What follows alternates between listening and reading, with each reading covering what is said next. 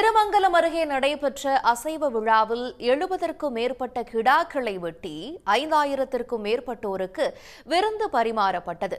மதுரை மாவட்டம் அம்மாபட்டி கிராமத்தில் அமைந்துள்ளது பழமையான சடச்சியம்மன் கோயில்.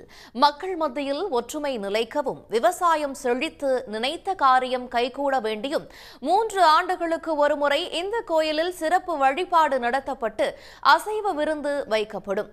அந்த வகையில் நடப்பு ஆண்டு திருவிழா வெகு விமர்சையாக நடைபெற்றது.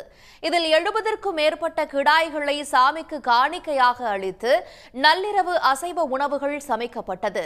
காலையில் 5000த்திற்கும் மேற்பட்டோருக்கு விருந்து வைக்கப்பட்டது. பன்னிக்குண்டு, அம்மாபட்டி, தங்கலாச்சேரி உள்ளிட்ட 20க்கும் மேற்பட்ட கிராமங்களைச் சேர்ந்தவர்கள் இதில் கலந்து கொண்டனர்.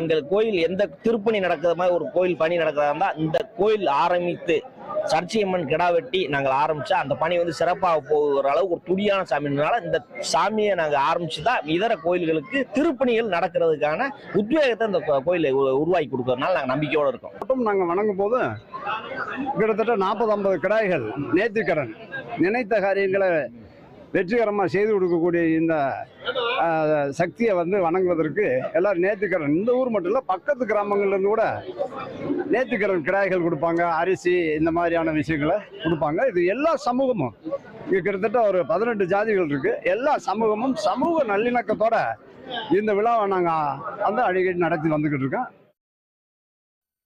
இந்த திருவிழா நடைபெறும் போது ஊர் மக்கள் வெளியூரில் இருந்தால் கூட தவறாமல் வந்து பங்கேற்பதை வழக்கமாக வைத்துள்ளனர். உடனுக்குடன் செய்திகளை தெரிந்து கொள்ள சன் நியூஸ் பெல் ஐகானை கிளிக் பண்ணுங்க.